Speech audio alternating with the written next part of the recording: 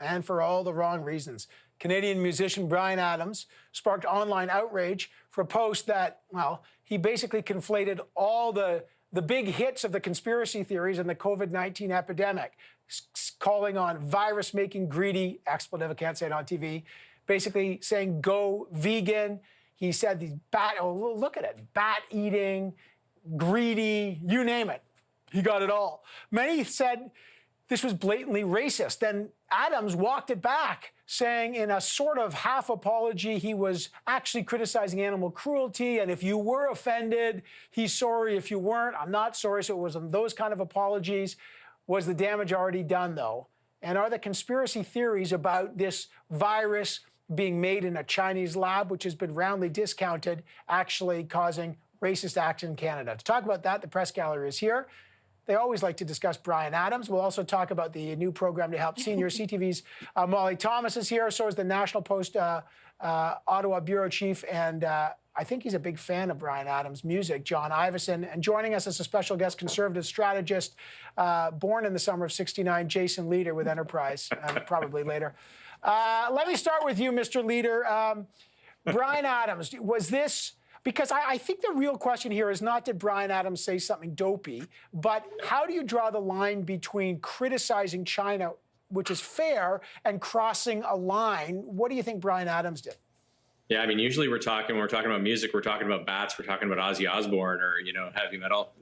We're not just talking about Bryan Adams. This was brutal. This was really stupid. And I think, I do a lot of crisis management. I do a lot of communications. Just reread your stuff. Have a second set of eyes. Look at this. There's a reason why there's editors in the newspaper business. There's editors for publicly. Listen, I don't think Bryan Adams is a racist. This was genuinely, I think, like he's mad about the veganism.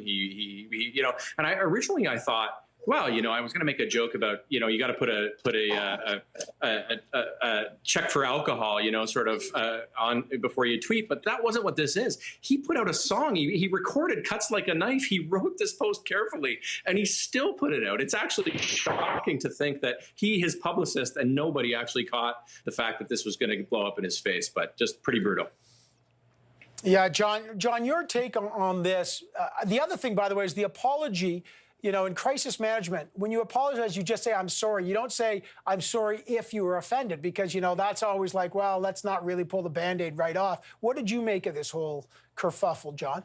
Well, it sounded to me like the thing he was most mad about was that he was about to start he would have been starting a residency at the Royal Albert Hall were it not for the coronavirus. So this was pretty close to home for him, business-wise.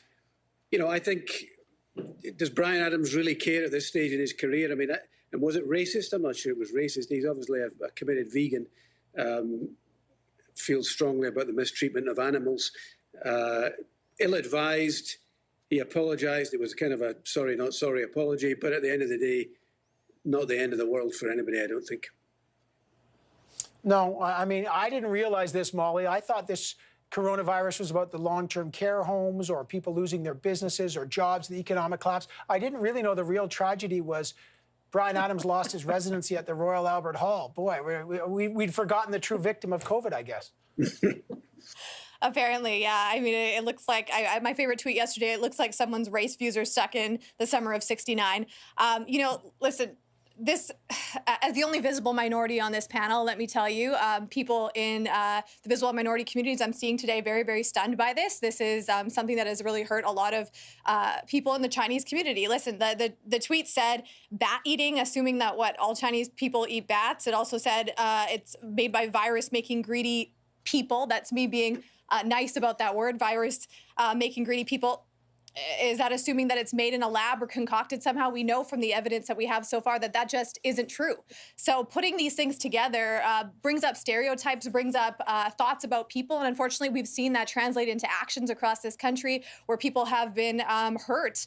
We saw the elderly man in Vancouver who was pushed out of a store when they used the word coronavirus. And we've seen more hate-related incidents in the Vancouver area during this time than the same time last year. So words matter, and coming from a superstar like Bryan Adams, he should have known better.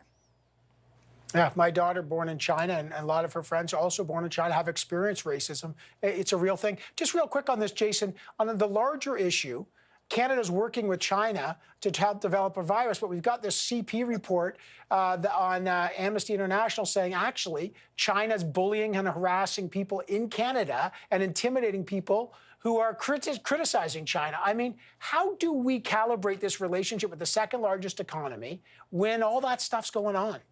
Yeah, I'm not going to pretend this is easy. I struggled with it. I worked for the previous prime minister. I know, he struggled with it. We had times where we went really hard on human rights, and then it hurts you a little bit on the economic side. This prime minister came in with a lovey-dovey approach that didn't work at all. Now we've got Canadians over there who've been kidnapped by the Chinese regime. It is a murderous regime, and we make a lot of jokes about sort of Trump and how bad he is, and the Americans are crazy and stuff. Like, the Chinese regime is a murderous regime. It's an awful regime. Working with them is at best something that we should be doing with only when we have to. And I think we got to be really careful about this kind of thing. And they are on a PR offensive around the world. And one of the reasons why I think Molly's comments were so important was the Chinese government is on this PR offensive, and things like what Adams did. We laugh, we joke, whatever. It's funny, but it's not funny. It's not funny at all, because what it does is it hurts Chinese people here, it hurts Asian people around, and it takes away the legitimate criticism that you've got of this regime, this murderous place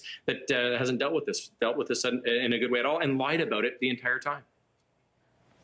Yeah, John, weigh in, because I think there's a big line that's important. You've got to be able to have factual, tough criticism of the Chinese government, human rights, all those issues, but you can't slide into that kind of sloppy stuff that leads to a lot of acts of violence and racism against Asian Canadians. Yeah, for sure. And I agree with Jason that, I was one of the people who remember going to China in 2013 or 14 and thinking, this is a real opportunity. We've got real business opportunities. We've got so many synergies, so many things that we have that they want. And Xi was just coming in, and it looked like there was a great opportunity for Canada. And it's all gone to mush. I mean, this regime cannot be dealt with, and therefore it must be contained. And therefore, the stories about them reaching into Canadian society at all levels must be resisted. All right,